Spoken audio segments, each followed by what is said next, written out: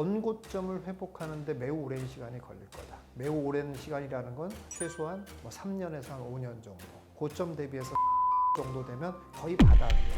나 저기 살고 싶어. 선호하는 부동산이라는 거는 결국 20%밖에 안 돼요. 그런데 20%가 막 너무 올라가다 보니까 야 그럼 쟤도 오르지 않을까? 30%. 쟤도 오르지 않을까? 40%, 50%. 쓰레기들까지 같이 이제 다.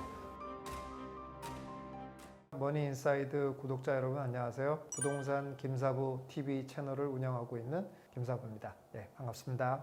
보통 사람들의 투자를 알려주는 일들을 2004년부터 해왔어요. 거의 한 20년가량 쭉 강의를 해왔고요. 지금 이러한 상황들이 굉장히 어색한 상황이 아니라는 거예요. 늘 있어 왔던 일이라는 거죠. 네, 그랬던 건데 마치 지금 최초로 당하는 것처럼 그렇게 떠드는 게 사실은 어떻게 보면은 그게 더 이상한 거거든요. 어차피 이런 일들은 있는 게 정상적이에요. 다시 말해서 투자 자산이라는 것 자체는 늘 이렇게 거품과 저평가를 반복할 수밖에 없는 태생적으로 그렇게 되어 있는 거잖아요. 물론 이제 똑같이 반복되는 건 아니지만 이런 일들이 있는 것 자체는 어찌 보면 당연하다. 사실 일단 그렇게 보여지고요. 지금 시장 상황에 대해서 조금 얘기를 해보면은 지금 상황은 침체기의 초기에 들어서긴 했다. 이렇게 보여집니다. 두 가지를 크게 얘기해 줄 수가 있는데요. 첫 번째는 전고점을 회복하는데 매우 오랜 시간이 걸릴 거다. 매우 오랜 시간이라는 건 최소한 3년에서 한 5년 정도. 이 정도의 시간이 걸릴 거다라는 게 첫 번째고요. 두 번째는 올라가는 부동산의 정도, 그러니까 숫자의 비율이 예전에는 한 80%의 부동산이 올라갔다라고 하면은 이제는 그 숫자가 확 줄어들어서 약 한 20% 정도 되는 부동산만 올라가고 20% 정도 되는 부동산만 주목을 받는 그런 상황으로 변하게 될 거다. 이게 이제 침체기라고 얘기할 수 있어요. 상황이 더 심각한 상황이라고 하는데. 근데 그것도 참 재밌는 얘기인데 어떻게 보면. 왜냐하면은 금융위기 때도 그랬잖아요. IMF보다 더하다. 도대체 IMF보다 더하다는 얘기는 벌써 몇 번째 듣는지 모르겠어요. 그런데 꼭 이걸 알아야 될 거라고 보는데 그게 뭐냐면 어쨌든 인간의 회복 능력이에요. 그러니까 사실 누구든지 다 이런 경제 침체를 좋아할 사람은 아무도 없단 말이에요. 그런데 역사를 쭉 보면은 1930년대 미국 대공황부터 이렇게 쭉 지켜본다라고 하면 결국 그런 공황과 불황에서 벗어나는 그런 시기들은 점점 짧아진다는 거예요. 충격은 클지 몰라도 어쨌든 짧아진다라는 거예요. 그 얘기는 결국 무슨 말이냐면 어쨌든 인간의 대응 능력도 더 진화되어 간다. 그러니까 숫자라든지 이런 내용들만 봐서는 부정적인 생각들을 얼마든지 할 수가 있어요. 근데 그런 부정적인 걸 알고 있으니까 대응을 할 거 아니에요. 그러면은 그런 대응들이 또 이번에도 일어날 거고 그런 대응을 통해서 이런 위기들은 결국 극복될 거다. 이렇게 보여집니다.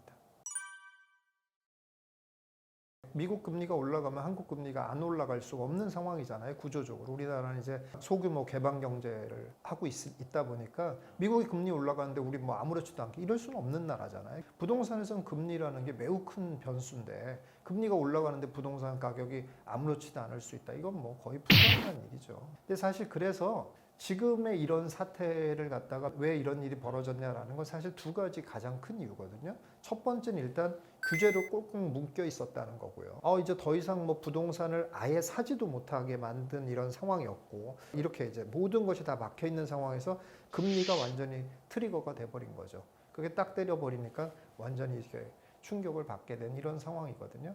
언제 어떻게 될 것인가 이런 걸 예측한다는 것이 또 틀리면 욕먹는 일이기 때문에 굉장히 조심스럽긴 합니다만은 그럼에도 불구하고 사람들이 하도 듣기를 원해서 제가 얘기를 하면은 근거는 없어요. 그렇게 제가 이런 얘기하면은 도대체 근거는 뭐냐 그러면은 네가 FOMC에 들어가 봤냐 이런 얘기도 하고 이럴 수도 있는데 근거는 없습니다. 그런데 이 근거라는 건 제가 생각하는 근거라는 거는 인문적인 상황에서의 근거예요. 경제적인 숫자 상황에서의 근거가 아니라 인간은 일단 기본적으로 경기 침체를 원하지 않는다. 그리고 미국의 목적이라는 것을 고려해 봤을 때 미국은 어느 정도의 목적을 달성했다. 이런 것들을 고려해 봤을 때 금리 상단은 찍었다라고 저는 보거든요. 그러면 이제 결국 우리나라도 이제 금리 상단을 찍을 거잖아요, 결국. 그렇게 되면 이제 완만하게 이제 금리가 하락하는, 이제 금리가 최소한 상승하지는 않는 그런 상황이 벌어질 거다라고 보고 있거든요. 그리고 이 상태에서 더 금리가 올라가게 되면 정말 너무 심각한 경기 침체가 이루어지기 때문에 이렇게까지는 가지 않도록 어떻게 해서든지 노력을 할 거다 이렇게 보여집니다. 그렇다면 우리나라는 어떻게 되냐면은 3개월 변동금리라는 게 있기 때문에 몸으로 피부로 느끼는 건 조금 더 남았어요. 고충이. 이런 것까지 감안한다면 저는 1, 2월 달까지 내년 1, 2월 달 정도까지는 좀 고충이 계속 강화될 가능성이 있다. 그러나 1, 2월 달만 지나면 한 3월 달 정도만 되더라도 최소한 우리나라도 더 이상 금리는 안 올린다라는 어떤 시그널들이 나올 가능성이 높고 그렇게 되면 조금 시장이 변화될 가능성이 있다 이렇게 보여집니다. 문제가 되는 데들은 좀 있어요, 사실. 어떤 데들이냐면은 두 가지인데 작년까지 쭉 이제 수년간 이어져온 급등장에서 너무 많이 올랐고 플러스 물량까지 많은데 이런 데들은 앞으로도 조금 어렵지 않겠냐 이렇게 보여져요. 그 얘기는 또 거꾸로 말하면 어떤 거냐면 많이 오르지도 않았고 그리고 물량도 지금은 많을지 몰라도 뭐 하여간 곧 물량이 끊긴다라든지 이런 데들 같은 경우는 조금 상황이 달라질 수 있다 이렇게 보여집니다. 그러니까 제일 중요한 건 하여간 너무 많이 올랐고 물량까지 많은데 이제 이런 데들은 특히 좀 주의해야 된다. 이렇게 제일 뭐 신경 쓰이는 데는 대구 그리고 부산이 좀 일단 제일 신경이 쓰입니다. 급매도 생기는데 한 뭐 1, 2월 정도까지는 증여나 상속으로 의심되는 뭐 이런 거를 제외한 정상적인 거래의 급매 같은 거는 나올 가능성이 좀 있다고 보여져요. 단 그러나 이제 거의 바닥은 찍었다고는 일단 보여져요. 왜 그러냐면 한 역사적으로 봐도 한 30% 정도 고점 대비해서 30% 정도 되면 거의 바닥이에요. 그러니까 의미가 있어요, 사실은. 왜 그러냐면 인간의 심리가 그래요. 일단 기본적으로 누구든지 다 손해에 더 민감하잖아요. 근데 본인들이 비싸게 산 거를 갖다가 이렇게 손해 보고 팔려고 하는 사람들이 30% 정도까지 떨어지면 더 이상은 받아들이지 못하는 수준이 된다는 거예요, 심리적으로. 그렇기 때문에 안 팔려고 돌아서는 가능성이 높기 때문에 일단 매물이 안 나온다는 거죠. 그래서 그 이하로는 잘 안 떨어진다는 게 일반적이다라고 봐야 되고요. 또 한 가지는 뭐냐면 30%는 괜찮냐? 이것도 아니란 말이에요. 사실은. 누구든지 단 10%만 떨어져도 억울한 게 사람들의 마음인데 그런데 왜 30%까지는 떨어지냐면은 못 견디는 사람들이 반드시 있거든요. 뭐 영끌을 했다든지 뭐 이렇게 해가지고 또는 공포감이 너무 많이 든다든지 이런 사람들은 어떻게 해서든지 팔아야 된단 말이에요. 그래서 그런 사람들의 물건이 나오다 보니까 이렇게 떨어진 건데 이런 사람들이 또 많지 않다는 거예요, 사실은. 코너에 몰릴 정도로 힘든 사람들이 생각보다 그렇게 많지 않다라는 거예요. 그래서 그런 사람들이 처리가 다 되잖아요. 그럼 더 이상 급하게 더 밑으로 내릴 사람이 없는 거죠. 그러니까 안 오르는 한이 있어도 최소한 나는 안 내놔 그럼 이럴 수 있다라는 거죠. 그러니까 그런 상황이 오기 때문에 30% 아래로는 잘 떨어지기가 어렵다라고 얘기를 하는 겁니다. 어려운 사람들이 또 왜 많지 않냐면은 우리가 대출 규제를 옛날부터 했잖아요. 지금은 대출을 무슨 70%, 80% 받고 이렇게 산 사람들이 없거든요. 9억 이상만 되더라도 대출 확 줄어들고 이런 상황이었기 때문에 거의 이미 대출도 한 40% 정도 선. 이 정도로 샀단 말이죠. 대부분. 그렇기 때문에 그것도 못 견뎌서 힘들다고 하는 사람들은 사실은 그렇게 많지는 않다. 그래서 그런 사람들의 물건이 처리가 되고 가격도 30% 정도 내려왔다라고 하면 더 이상 떨어지기는 실제적으로 어렵다. 이렇게 보여집니다. IMF 2008년도 30% 이상 떨어지나? 물론 이제 IMF 때는 이제 더 떨어진 데도 있었어요, 사실은. 네, 그런데 이제 뭐 강남 같은 데가 뭐 반값이 됐다 이런 때도 있었어요, 잠깐. 근데 굉장히 빨리 회복했어요. 30%, 20% 정도 떨어진 선에서 오래 유지됐죠. 2008년도도 약 30% 정도 떨어져서 여기 30%라는 거는 뭐 전체 30%라는 얘기가 아니라 우리가 알고 있는 비교적 핵심적인데 꼭 강남만이 아니라 각 지역의 대장 아파트라든지 이런 데들이 보통 한 30% 정도 선에서 떨어져서 유지되다가 다시 이제 상승하는 그런 일을 반복했죠. 어느 정도 큰 틀에서는 맞으셨나요? 예, 그렇죠. 예, 그럼요. 예. 그런데 이제 제가 예측이 틀린 건 두 가지가 있어요. 하나는 뭐냐면은 이렇게 금리가 많이 오를 줄은 몰랐어요, 사실은. 예, 이렇게 금리가 많이 오를 줄은 몰랐고 또 진짜 딱 이렇게 2022년, 그러니까 21년 말부터 이런 일이 벌어질 거라고 요 시점은 제가 정확히 예측하지 못했어요. 그거는 이제 틀렸어요. 그렇긴 한데 이렇게 금리가 오르는 날이 있고 그리고 지금이 너무 거품이 있어서 위험하다라는 거는 예측을 하고 있었죠. 그런 위험한 투자 같은 것들은 안 해야 될 때다. 그러니까 보통의 사람들은 다 이렇게 생각하거든요. 보통의 사람들은 그냥 가격이 오르면 다 이게 정답인 거예요. 그냥 다 돈 벌고 싶으니까. 근데 그게 매우 위험한 거거든요. 가격이 올랐다고 이게 진짜 오른 게 아니거든요. 그러니까 이런 분위기에서 그냥 쉽게 말해서 쓰레기들도 같이 올라가는 이런 상황인데 이런 쓰레기들은 사면 안 된단 말이에요. 매우 위험하다. 이런 경고들을 굉장히 많이 했죠, 제가.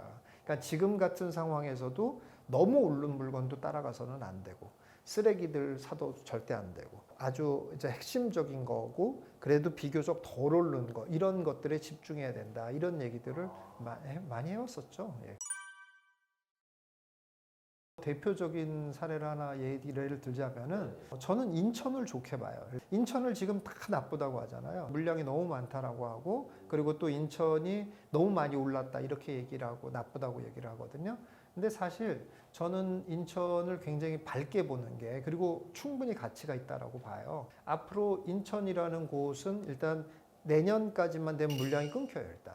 인천이 많이 올랐다고 하는 것도 그 기간이 사실 대구 같은 데랑 비교하면 대구는 상승 기간이 한 7년 정도 상승을 했어요. 2013년부터 상승했거든요. 근데 그런 거에 비해서 인천 같은 경우는 상승한 게 거의 한 1년 정도밖에 안 돼요. 그 기간에 갑자기 급등을 해가지고 그러나 쭉 상승장, 2015년부터의 상승장으로 봤을 때 보면 인천은 사실 많이 오른 게 아니에요, 사실은. 그렇게 많이 오르지도 않았고 물량도 올해 내년만 집중돼 있는 거예요, 사실. 게다가 이렇게 새 아파트들이 많이 생기는 건 오히려 그 지역을 변화시키는 역할을 하거든요. 이런 것에 대한 가치가 부여될 수 있는 그런 상황이기 때문에 미래는 밝다 이렇게 보여집니다. 3월 이후로 보여지는데요. 이제 거기에서 이제 조금 더 알아두셔야 되는 건 과거와 같이 막 80%나 되는 것들이 막 같이 상승하고 분위기가 다시 예전으로 돌아가고 이런 일은 절대 안 벌어질 거다. 그건 왜 그러냐면요. 원래 부동산이 가치 있는 부동산이라는 거는 20% 정도밖에 안 돼요. 많은 사람들이 선호하는 부동산. 나 저기 살고 싶어. 하고 선호하는 부동산이라는 거는 결국 20%밖에 안 돼요. 그런데 20%가 막 너무 올라가다 보니까 야 그럼 쟤도 오르지 않을까? 30%. 쟤도 오르지 않을까? 40%, 50% 이렇게 범위를 넓혀가는 거죠. 그러니까 나중에 최종적으로 쓰레기들까지 같이 이제 다 그냥 부동산은 원래 올라가는 건가 봐 이러면서 같이 올라가는 거였죠. 근데 이제 그게 다 깨지고 나서 보니까는 결국은 많은 사람들이 선호하는데 희소해. 이런 데만 올라가는 거죠. 원래 정상적인 시장의 모습으로 돌아오는 거예요, 사실은. 매스컴에서도 보이지만 뭐 그들만이 사는 세상이라고 하는 그런 데들만 뭐 올랐다 뭐 이런 얘기들도 또 나오잖아요. 근데 그게 한 5% 정도 돼. 나머지 그럼 15%는 뭐냐? 15%는 이런 시장의 충격에 의해서 같이 또 쓰레기로 취급을 받고 있는 거죠. 그런 것들이 이제 거쳐지면 금리도 이제 멈춰지고 뭐 이런 것들이 보여주면 얘네들은 살고 싶네, 얘네들은 갖고 싶네 하는 게 다시 또 생기는 거죠. 똑같이. 그러면 이제 얘네들은 오르는 거예요. 다시 주목을 받게 되는 거죠. 내년이 돼도 빠져야 된다고. 그런 분들에게 좀 죄송하다고 말씀까지 드리면서 하고 싶은 말이 좀 정말 바보같이 생각을 하고 있는 거거든요. 그게 왜 바보 같은 생각이냐면요. 숫자로 자꾸 경제를 보려고만 해서 그래요. 부동산은 절대 그런 대상이 아니거든요. 부동산은 실물이잖아요, 기본적으로. 그리고 거주할 수 있는, 활용할 수 있는 대상이잖아요. 자산이 막 이렇게 분산돼 있는 상황이잖아요. 어떤 사람에게 집중돼 있는 게 아니잖아요. 무슨 주식처럼 막 대주주가 있고 이런 게 아니잖아요.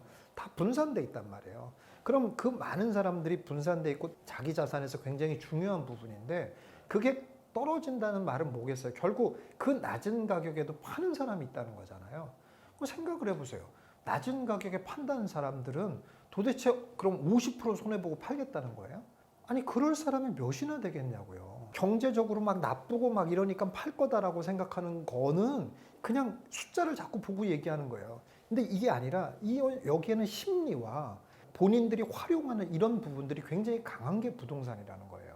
그래서 아무리 세상이 막 어렵고 하더라도 내가 나의 가장 중요한 재산을 쉽게 던질 사람들이 많지 않다라는 거예요. 그러면은 버텨지는 거죠, 그냥. 그럼 또 거꾸로. 그럼 누가 사냐? 이제 아무도 안 살 거다 이런 얘기 했잖아요. 안 사지 않아요, 또. 그게 왜 그러냐면은 거기를 살고 싶단 말이에요, 그 집에. 왜냐? 거기서 제일 좋아, 그 동네에서. 떨어져라 하고 계속 기도를 하고 있는 거예요. 떨어지면 내가 그 집에 살고 싶어요. 그러니까 거기가 말고 다른 데가 그와 비슷한 데가 있으면은 쳐다도 안 보겠죠. 그런데 어쨌든 거기만큼 좋은 데가 없어. 예를 들어서 가격은 안 떨어져. 그래서 더 이상 던지는 사람이 없어. 그러면 어떻게 될 것 같아요? 매도자의 매수자의 힘겨루기예요, 결국은. 매수자는 더 싸게 사고 싶어. 매도자는 난 그렇게는 안 팔 거야. 그런데 여기는 살고 싶어. 누가 이길 것 같아요? 매도자가 이겨요. 아니, 물건이 안 나오는데 어떻게 해? 나는 거기 살고 싶은데. 그럼 결국 매수자가 따라갈 수밖에 없어요. 근데 그게 왜 따라갈 수밖에 없냐면은 이게 물건이 많으면 그렇게 금매도 나오고 막 이렇게 되면은 기다리면 돼 하는데 이제 금매가 싹 없어지는 상황을 한번 생각해 보라니까요. 물건이 계속 안 나와. 본인이 생각하는 것보다 높게 계속 유지가 되고 있어. 다른 대안도 없어. 어떻게 해요? 매수가 따라가게 돼 있어요. 그렇기 때문에 사실은 그렇게 막 떨어질 거다라고 생각하는 거는 정말 숫자만 보고 얘기하는 얘기예요. 현실은 절대 그렇게 안 돼요. 왜냐하면 이제 종부세는 뭐 이미 2020년부터 올린다고 다 얘기가 됐고 올랐잖아요. 예. 그랬는데 일단 기준일이 6월 1일이고 종부세 내는 날은 또 12월이잖아요. 1년이라는 이제 시간차가 있는데 그 사이에 집값은 확 떨어져 버렸잖아요. 예, 그러니까 올해만 해도 벌써 기준일은 6월 1일이고 12월 1일부터 종부세를 내거든요. 근데 1년 사이 집값이 얼마나 떨어졌어요? 확 떨어져 버렸잖아요. 근데 6월 1일 기준으로 하고 이러니 그러니까 작년같이 집값이 오르는 상태에서 세금을 내는 건 견딜만 해요. 종부세 3천만 원 냈는데 나는 3억이 올랐어. 그러면 억울하지만 그래도 낼 마음이 있다고요. 지금은 떨어졌는데 돈을 내라고 그러니까는 너무 스트레스를 받는 거죠. 공포가 생기고. 그러니까 이제 좀 더 이슈화가 된 거죠. 지금. 아니, 그러니까 많지 않다라는 말에도 여러 가지 표현이 있을 수 있는데요. 예. 1000세대 정도 되는 아파트 단지에 전세가 몇 개쯤 나와 있을 것 같아요. 보통 일반적으로 가면. 5개 정도 있어요. 1000세대쯤 된다고 해도. 많이 돼봐야 10개. 그런데 이런 것이 30개 정도만 나오잖아요. 그럼 3배가 나오는 거잖아요. 평소에 비해서. 한 30개 정도만 나와도 전세가 너무 많다라고 그래요. 그런데 1000세대에 30개면 이 숫자적으로 너무 적은 거잖아요. 근데 다만 일반적인 거에 비해서는 그 정도만 물량이 나와도 잠깐 흔들흔들 하거든요.